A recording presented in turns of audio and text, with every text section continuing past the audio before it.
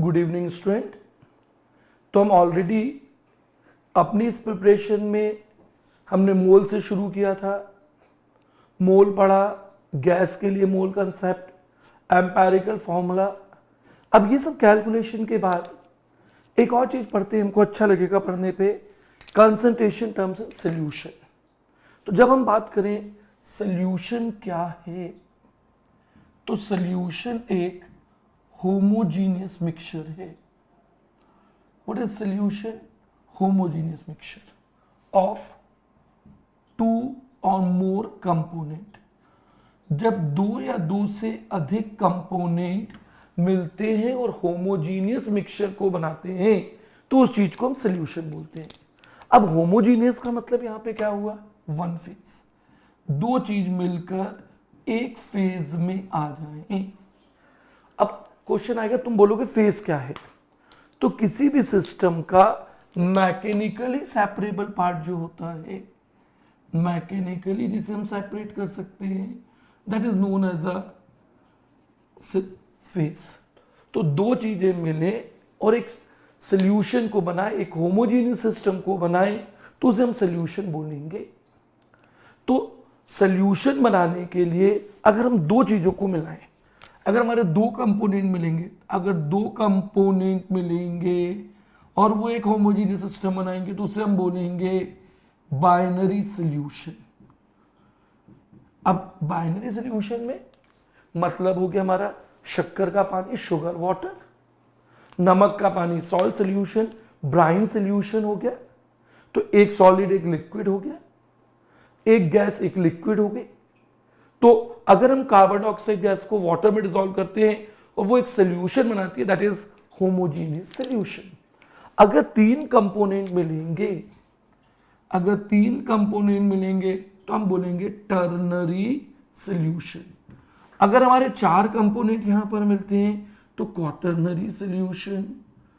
तो number of component मतलब जितनी चीजें मिलकर एक सॉल्यूशन को बनाएंगी वो उसके कंपोनेंट्स कहलाएंगे। अब हमारे सिलेबस में मेनली बाइनरी सॉल्यूशंस आएंगे। तो जब मैं यहां बात करता हूं बाइनरी सॉल्यूशन की, तो बाइनरी सॉल्यूशन का मतलब हो गया दो कंपोनेंट, दो चीजें मिलें और वो एक होमोजीनियस मिक्सचर को बना दे। दो चीजें मिलकर होमोजीनियस मिक्सचर को बना दे का मतलब क्या हुआ?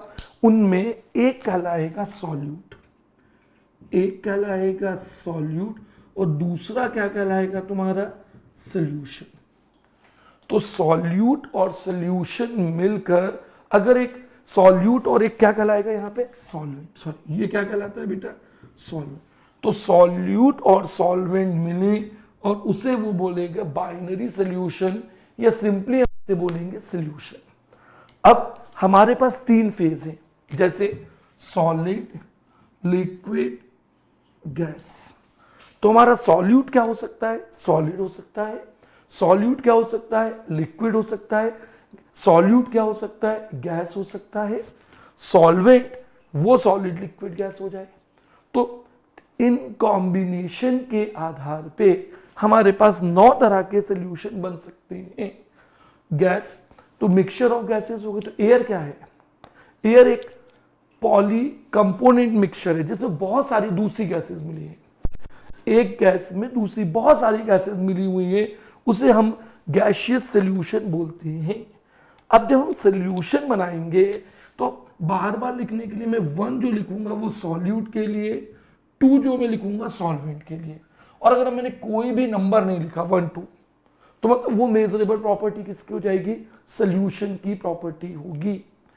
अब अगर जैसे मैंने लिखा N1, N1 number of moles of solute, किसके मोल्स होंगे? ये सॉल्यूट के मोल्स होंगे हैं। N1 is number of moles of solute. अब अगर मैं यहां पे लिखूं W1 wait of solute, W1 हो गया तुम्हारा वेट ऑफ सॉल्यूट। अब अगर मैंने यहां पे लिखा M1 तो मॉलिक्यूलर वेट ऑफ सॉल्यूट हो गया। देखो अगर नीचे 1 लिखा हुआ है तो वो प्रॉपर्टी किसके लिए मेजर की है तुमने? सॉल्यूट के लिए। और अगर नीचे 2 लिखा हुआ है तो वो किसके लिए तुमने मेजर किया है, सॉल्वेंट के लिए। तो N1 क्या लिख सकते हो तुम, N1 को तुम लिख सकते हो W1 अपॉन M1। तुम N1 को लिख सकते हो weight of solute upon molecular weight of solute. तो this is the number of moles of solute. अब अगर तुमने लिखा N2 तो मोल्स ऑफ सॉल्वेंट, N2 क्या हो जाएगा, मोल्स ऑफ सॉल्वेंट, सॉल्वेंट के मोल्स जो सॉल्यूशन के अंदर है, moles of solvent present in solution. अब if you write here W2 weight of solvent, W2 किसका वेट होगा, सॉल्वेंट का वेट। देखो W2 किस चीज का वेट होगा, सॉल्वेंट। अब अगर मैंने यहां पे लिख दिया W, सिर्फ W, तो मैंने तुमको क्या बोला, नीचे कुछ भी नहीं है, ना 1 लिखा है ना 2 लिखा है। It means W will be a wait of solution, W is wait of solution and that will be equal to W1 plus W2। तो W2 is weight of solution। तो अब देखो W1 क्या होता है, weight of solute, M1 क्या होता है, molecular weight of solute, W2 होगा weight of solvent। तो M2 क्या लिखोगे तुम, M2 is molecular weight of solvent। So what will be the moles of solvent? Moles of solvent you can write it as W2 upon M2। देखो जहां भी 1 और 2 लिख रहे हो, जहां पर भी तुम 1 और 2 को लिख रहे हो, 1 stands for a property for solute, 2 stands for solvent, no subscript, मतलब वो प्रॉपर्टी तुमने किस चीज के लिए मेजर की है, you measured it for solution। तो what is W? What is W? W is the weight। W के नीचे देखो 1 और 2 दोनों नहीं है, तो W is weight of solution। So weight of solution क्या होगा, weight of solution होगा weight of solute up weight of solute plus weight of solvent। weight of solute plus weight of solvent को तुम W बोलोगे and that is known as a weight of solution। अब अगर तुमने यहां पे लिखा D, density of solution, density of solution, D क्या होगा, D stands for a density of solution। तो तुम D से क्या दिखाने वाले हो, D से तुम दिखाओगे density of solution। तो density of solution होगा weight of solution upon volume of solution। D is weight of solution upon volume of solution। हाँ, अगर हम यहाँ D1 लिखते तो that will be density of solute, D2 लिखते तो डेंसिटी ऑफ सॉल्वेंट। पर जब तुमने D के नीचे 1 और 2 दोनों को नहीं लिखा है, it means D is the density of solution. अब जब हमने सॉल्यूशन बना लिया है तो हमको यह बताना होगा कितना सॉल्यूट है, कितना सॉल्वेंट है। तो इसे एक्सप्रेस करने के लिए हम कंसंट्रेशन टर्म्स को यूज करते हैं। तो इसे नोट डाउन कर लो या तुम इसका स्क्रीनशॉट ले लो, बाद में तुम इस चीज को लिख सकते हो। तो जब मैं तुम्हें पढ़ा रहा हूं उस बीच में तुम्हारा पूरा ध्यान तुम्हारी स्क्रीन पे होना चाहिए। बीच में मैं तुम्हें लिखने का मौका दूंगा या तुम्हें स्क्रीनशॉट लेने का मौका मिलेगा। तो तुम इस चीज को नोट डाउन करोगे तो तुम्हारा दूसरा रिवीजन होगा, और लगता है तो एक बार डेमो वीडियो को फिर से, तुम इस वीडियो को फिर से रिवाइज करके देख सकते हो। अब यहां पर अगर हम बात करें कंसंट्रेशन टर्म, कितना सॉल्यूट कितना सॉल्वेंट हमने सॉल्यूशन बनाने के लिए मिलाया है, तो अब हमने अलग अलग कंसंट्रेशन टर्म्स को लाएंगे। तो इनमें सबसे इंपॉर्टेंट जो कंसंट्रेशन टर्म है वो है अपनी मोलारिटी। मोलारिटी इसे अपन रिप्रेजेंट करते हैं कैपिटल एम से। जब हम सॉल्यूशन बनाते हैं तो अलग अलग टर्म्स में हम लेके आते हैं, उनमें से एक है मोलारिटी। तो टर्म्स बहुत सारे होंगे, परसेंटेज होगा, इसमें 3-4 तरह से निकाल पाओगे, मोलारिटी होगा, नॉर्मेलिटी होगा, फॉर्मेलिटी होगा, मोल फ्रैक्शन होगा, पीपीएम होगा, पीपीटी होगा, पीपीबी होगा, ये सारी टर्म्स आएंगे। तो molarity of solution is number of moles of solute, number of moles of solute per liter volume of solution, number of moles of solute per liter volume of solution, ये V होगा। यहां पर तुमको समझना है number of moles of solute present पर litre volume of solution. तो molarity हुई, molarity is number of moles of solute, number of moles of solute upon volume of solution, number of moles of solute upon volume of solution. अब देखो जहां भी volume आई वो चीज temperature पे depend करेगी, क्योंकि volume will change with change in temperature. Volume changes with, तो as volume is function of temperature, therefore molarity depends on temperature. अब जब भी तुम मोलारिटी को दिखाओगे, जब भी तुम मोलारिटी को एक्सप्रेस करोगे, तो तुम्हें टेम्परेचर को बताना होगा। जब भी तुम सॉल्यूशन की मोलारिटी को मेजर करोगे, तुम्हें टेम्परेचर को बताने की जरूरत है।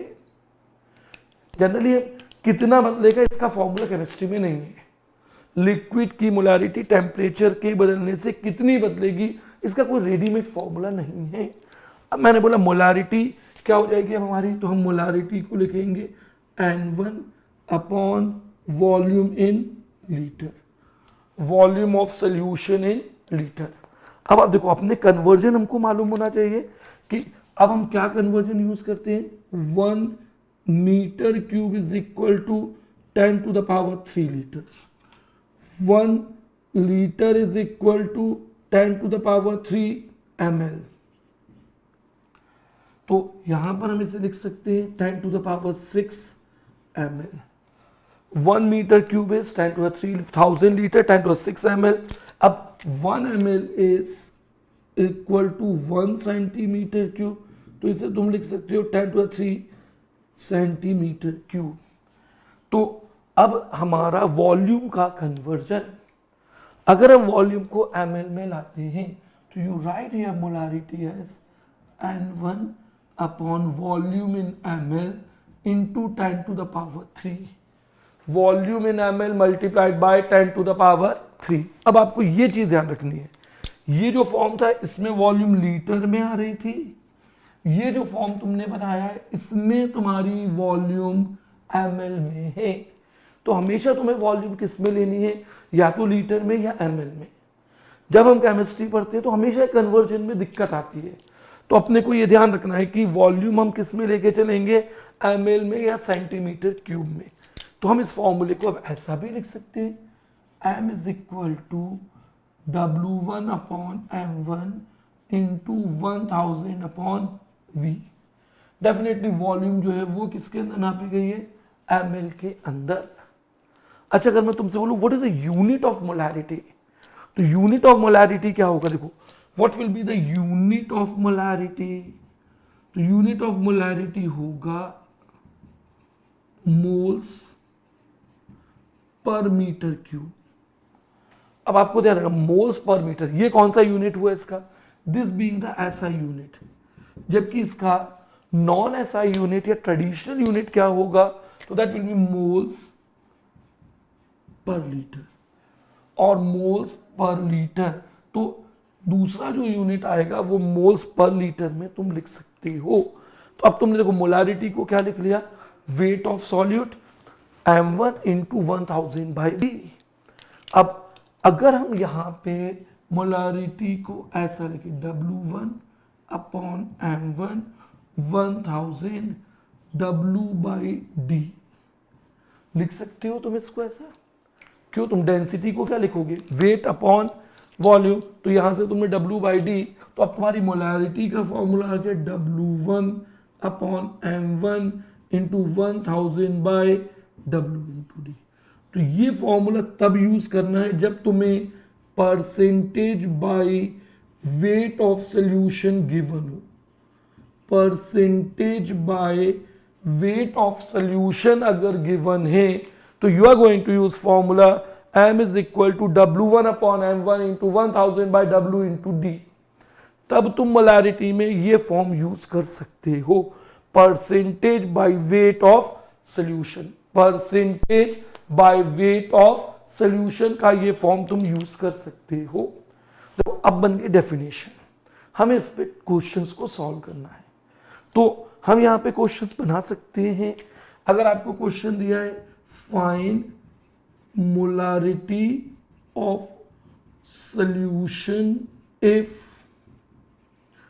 if 6 gram of urea in 100 ml solution।